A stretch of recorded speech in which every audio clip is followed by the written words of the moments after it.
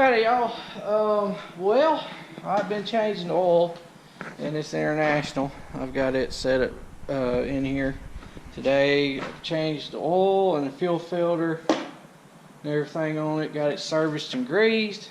Getting ready for the upcoming hay season. This thing's gonna be on the road quite a bit. We just now got enough miles on it to need to change it again, and one of y'all had recommended that I try this Arch Oil. If you've been watching the channel for a while, you know that this truck has had starting issues in the morning. It does have oil-driven injectors. It's a DT466. And the problem that's been having is that we took it to actual truck shop, and they looked at it and decided that it needed new injectors. And we hadn't ever done it yet. And right after I said that, one of y'all told me to try this Arch Oil AR9100 friction modifier.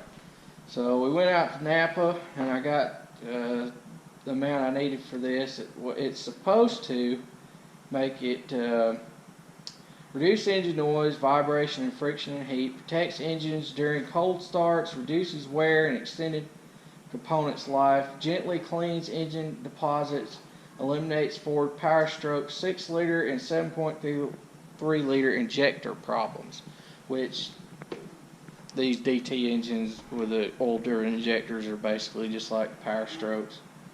And I asked the guys at Napa. They said that everybody that had bought it so far and put it in their trucks, they had heard nothing but good things, and they recommended it as well. So we put it in. We're gonna see what it'll do. At the least, if it helps me during the summertime with it starting, that's all I care about.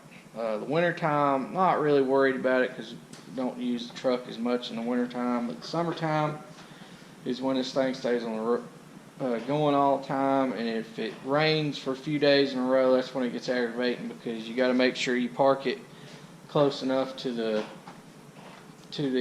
shop or the house or something, or a barn, to where you can run an extension cord to it. Because if you can't plug the preheater in on it, which is down here on the side, you are going to be in a mess, because it won't crank. I don't know what it is, but it's something to do with those injectors. It will not crank unless you plug that heater in for at least 30 minutes, and then it'll fire right up without any troubles. And then the rest of the time, you can crank it all day long. It'll fire right off, barely even turning it over. Runs good, pulls good, everything. But starting it in the morning, if it's set more than a day, it is a pain to get going. But hopefully, we'll see what this does. The only thing I'm after is during the summer, if it'll keep me from having to worry about plugging it in. That's all I care about. Other than that, the truck runs and pulls great. But they did tell us it did need injectors. So if this doesn't work, we will be putting the injectors in. But I'm hoping it'll work. But that stuff is expensive. It's $40 for one of these, and it took 2 to put it in it, or took 2 to get to fill the oil. And you mix it in with your oil, and it basically, from what I read, it thins it and it lubricates into the metal of the engine as well. It's a really good lubricant, so we'll see what it does.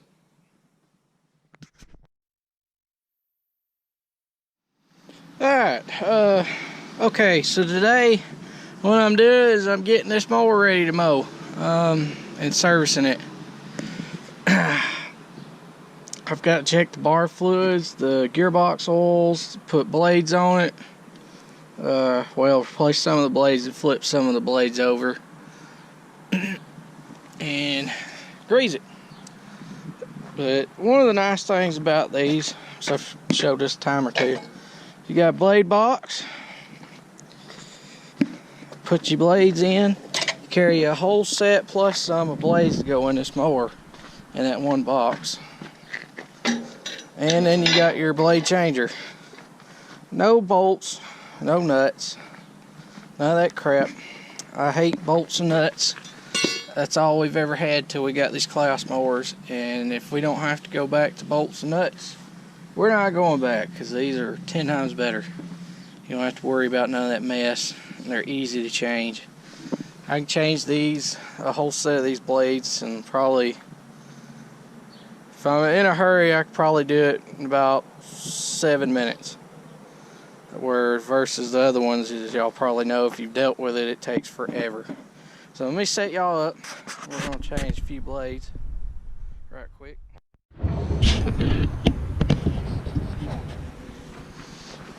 To change these, get in here. First thing you gotta do is clean these little trays out. If y'all can see it right. In here.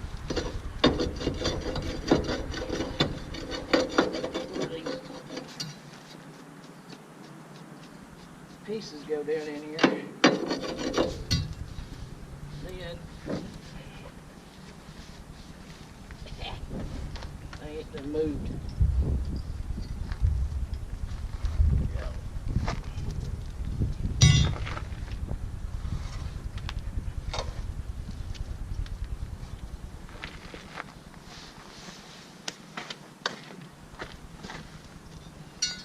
Slide your bar up in here.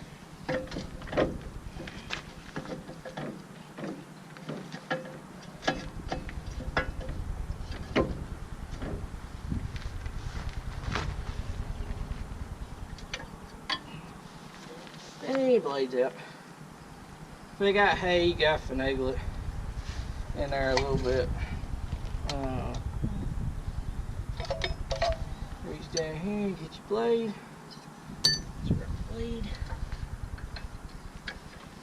There's one changed. I'm not really even in a hurry doing this.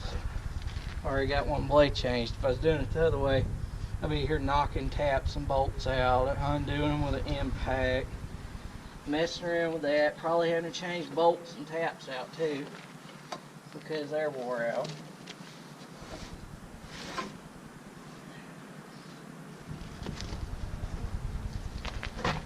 Instead, I'm on my way to number 2.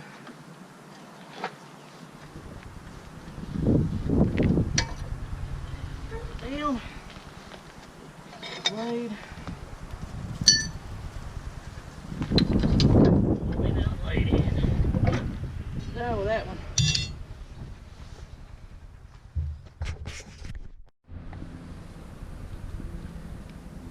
Alright, so the way these work, in case anybody's ever wondered, is they have a spring-loaded piece of steel underneath there that sits up underneath this. It runs across here, and it holds tight up here again, this piece, and it has the blade in it. We'll push down. Y'all bear with me, it's gonna be a little shaky to try to do this in. Look at that. And pull the blade out, and there's a little tab in there, it's about as big around as a bolt. And you let it up, it holds it in there.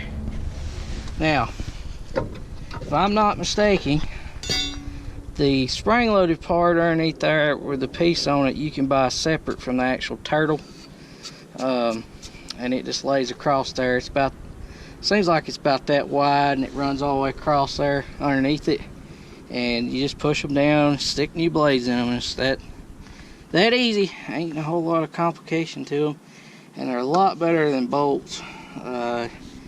If you are looking at a new machine, my advice, if you can afford it, pay the extra cost to get the quick change blades on whatever brand it is, and get away from bolts and stuff. They are a pain in the rear end and a headache if that's options available to you, which most of these machines, mower machines now, all of them, from regular side disc mowers to conditioners to windrowers, they all got options for quick change blades, and they are worth the extra money. I'm gonna tell you right now, they are.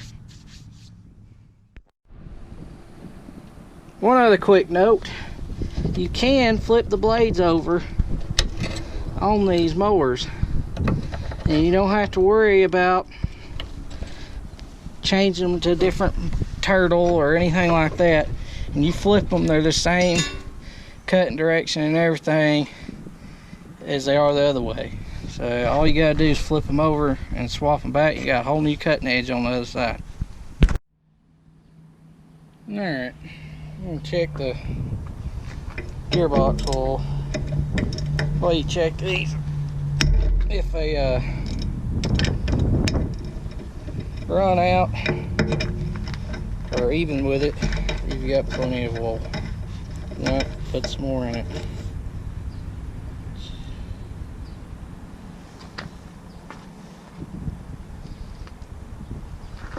It looks like it's even with it, just to be sure. Oh yeah, it's full. Perfect. I don't really like them over full, or a little bit over full, because then it runs out everywhere. I like them right even with it. It's hard to get them that way. Go.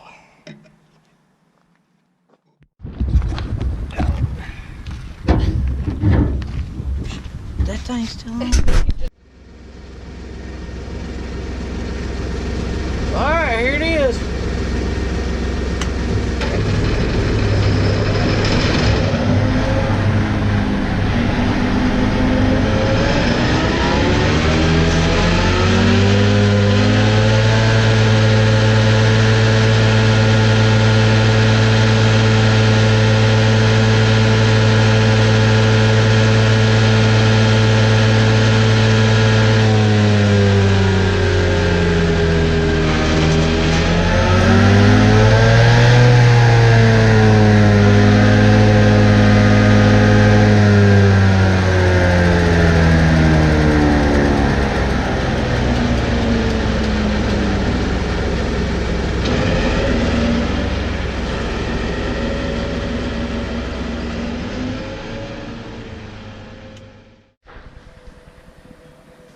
I tell you what, if I don't get you excited, I don't know what will.